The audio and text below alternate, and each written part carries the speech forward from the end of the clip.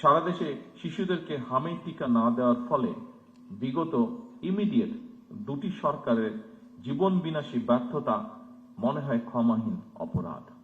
উপস্থিতিবৃন্দ, জীবনযাপনের ধরন পরিবর্তন করার ব্যাপারেও জনগণের মধ্যে অবশ্যই সচেতনতা তৈরি করাটা অত্যন্ত জরুরি, যা আপনাদের মাধ্যমে করাটা অনেক সহজ। আমার কাছে আরেকটি বিষয় মনে হয়, সেটি হচ্ছে ভেজাল এবং পুষ্টি সচেতনতা খাদ্য নিশ্চিত করা শহর হচ্ছে জেলা পর্যায়ে উপজেলা পর্যায়ে বেশি সহজ, কারণ প্রতিরোধ ব্যবস্থাপনায় জনস্বাস্থ্য সুরক্ষার মৌলিক ভিত্তি। আমাদের সরকার, বর্তমান সরকার বিশ্বাস করে UHFRP এর অর্থাৎ উপজেলা স্বাস্থ্য ও পরিবার কল্যাণ কর্মকর্তাগণ বাংলাদেশের স্বাস্থ্য ব্যবস্থার মূল চাবিকাঠি।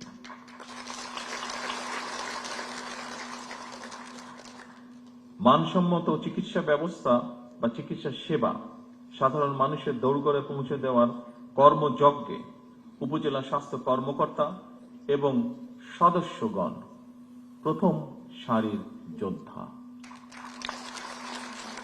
হেলথ কেয়ার ম্যানেজমেন্ট এবং হেলথ কেয়ার অ্যাডমিনিস্ট্রেটিভ ম্যানেজমেন্টের একটি অপরটির সঙ্গে অঙ্গাঙ্গিভাবে জড়িত। একজন উপজেলা স্বাস্থ্য ও পরিবার পরিকল্পনা কর্মকর্তাকে নিজ নিজ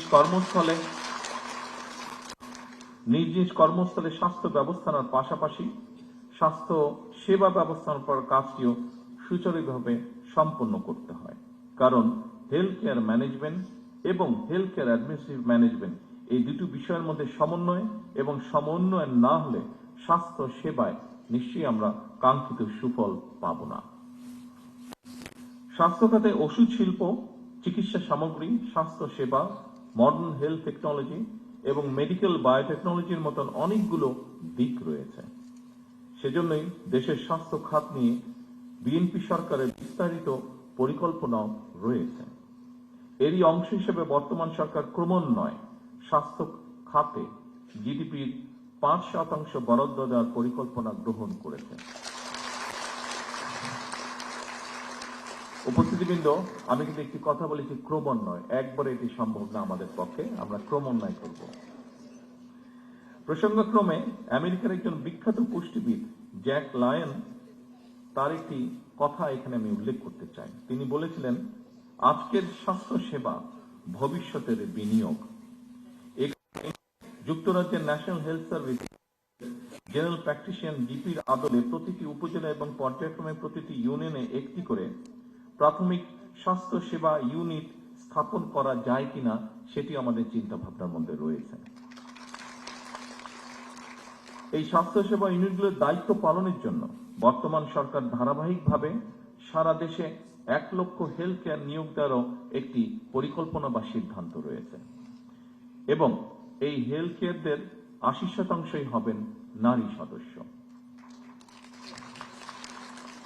হেলথ কেয়ারগণ মানুষের দোরগোড়ায় গিয়ে জনগণকে প্রাথমিক হেলথ কেয়ার দেওয়ার পাশাপাশি স্বাস্থ্য বিষয়ক প্রয়োজনীয় পরামর্শগুলো তাদেরকে দেবেন।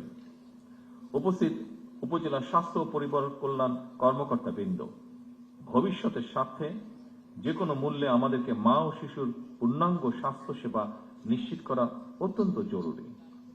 সকল উপজেলা স্বাস্থ্য কমপ্লেক্সগুলোকে পরিপূর্ণ মাতৃকালীন সেবা, নিরাপদ সন্তান প্রসব, নবজাতক এবং শিশু স্বাস্থ্য সেবার নিরাপদ স্থানে পরিণত করা প্রয়োজন।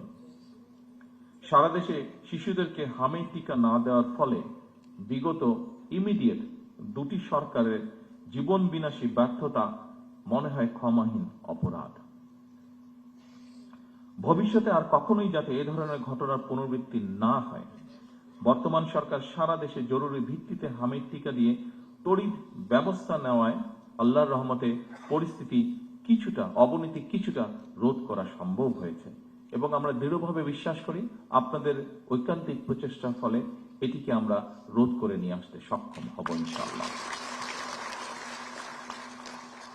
এবং এই জন্য আমরা যে রোধটি করতে পেরেছি, হঠাৎই সমস্যাটি থেকে শিশুদেরকে রক্ষা করতে পেরেছি, এই জন্য আমি সারা দেশের সকল চিকিৎসক এবং স্বাস্থ্যকর্মী সহ আপনাদের সকলকে সরকারের পক্ষ থেকে আন্তরিক ধন্যবাদ জানাতে চাই।